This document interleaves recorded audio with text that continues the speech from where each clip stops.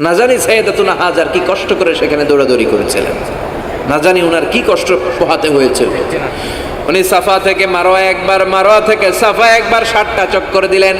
এই 7টা চক্কর, এই দৌড়াদৌড়িটা আল্লাহর কাছে এত ভালো লেগেছে, কিয়ামত পর্যন্ত সব হাজীদের জন্য এই জায়গায় দৌড়াদৌড়ি করাটা আল্লাহ ওয়াজিব করে দিয়েছে।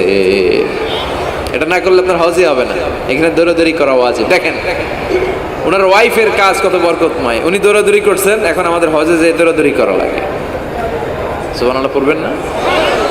সাইয়েদনা ইসমাঈল আলাইহিস সালামকে মরুভূমির মধ্যে রেখে উনি দৌড়াদৌড়ি করলেন, পানি নাই, পানির অভাব, দৌড়ে আসলেন, এসে দেখে সাইয়েদনা ইসমাঈল আলাইহিস সালামের পায়ের ধাক্কায় জমজমের পানি বেরোতে শুরু করছে, কল কল কল কল করে আওয়াজ। সাইয়েদনা ইব্রাহিম, ইসমাঈল, হাজার এরা আরবি ভাষা জানতেন না, এরা সুরিয়ানি ভাষার মানুষ ছিলেন। কোন ভাষা? সুরিয়ানি ভাষা। তো পানি দেখে হাজার খুব অবাক, কিরে এত সুন্দর পানি, এই পানি তো মরুভূমির বালিতে লেগে সব শুকিয়ে যাবে, পানি যাতে না শুকায় উনি বালি চারদিক দিয়ে উঁচু করে এরকম বাঁধ দিতে লাগলেন। বাঁধ দিচ্ছেন আর ওনার সুরিয়ানি ভাষায় বলতে লাগলেন ঝাম ঝাম, মানে হচ্ছে থাম থাম, ঝাম মানে স্টপ, থাম থাম, কেফ, আরে পানি চলে যাস না, চলে গেলে তো পানি ব্যবহার করতে পারবো না, ঝাম ঝাম ঝাম ঝাম। ওনার মুখনিসৃত এই ঝাম ঝাম শব্দ দুইটা আল্লাহর এত ভালো লাগলো, কিয়ামত পর্যন্ত এই কুয়ার নাম আল্লাহ ঝামঝামের কুয়া বানাই দিলেন। এটার নাম বিইরু ঝামঝাম।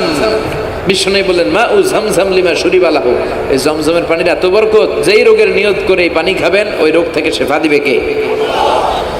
আবার বিষ্ণু বললেন ইন্নাহা তুআমু তুমিন শিফাউ সুকমিন ইন্নাহা মুবারাকা, এই জমজমের পানি গোটা বিশ্বের সব পানির মধ্যে থেকে সব চাইতে বরকতের পানি।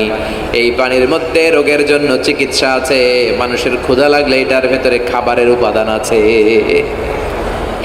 পৃথিবীর সব পানি শুধু তৃষ্ণা নিবারণ করে, শুধু জমজমের পানি তৃষ্ণাও নিবারণ করে, ক্ষুধাও নিবারণ করে।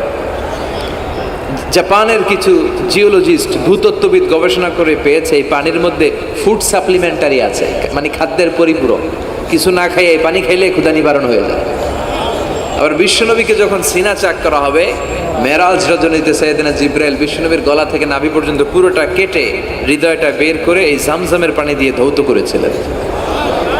তার মানে এই ফ্যামিলি যেইখানে হাত লাগাইছে ওইখানে বরকত আছে না নাই? যেখানে হাত ওইখানে বরকত। বাবা পা লাগাইছে মাকাম ইব্রাহিম, ছেলে পা লাগাইছে জমজমের কুয়া, হাজার দৌড়াদৌড়ি করেছে, সাআয়ু বাইনা সাফা ওয়াল মারওয়া হজের মধ্যে ওয়াজিব করে দিয়েছে কে? আবার আল্লাহ বললেন ওয়াজআলনা ফি যুররিয়াতিহিন নুবুওয়াতা ওয়াল কিতাব, আমি খুশি হয়ে এই ইব্রাহিমের বংশের মধ্যে নবুয়ত দিয়েছি, আবার কিতাবও দিয়েছি। সুবহানাল্লাহ বলেন। তিনি নবুয়ত দিয়েছেন। পৃথিবীতে যত নবী আসছে সব সাইয়েদনা ইব্রাহিমের নাতিপুতি। সব কি বিশ্বাস হয় না? এই পৃথিবীতে যত পয়গাম্বার এসেছেন তার 99.99% নবীরাই ওনার ছেলে আর নাতিপুতি। চিল্লায় পড়েন আল্লাহু আকবার। এজন্য ওনারে বলা হয় আবুল আম্বিয়া, father of the all prophets, সব নবীদের বাবা।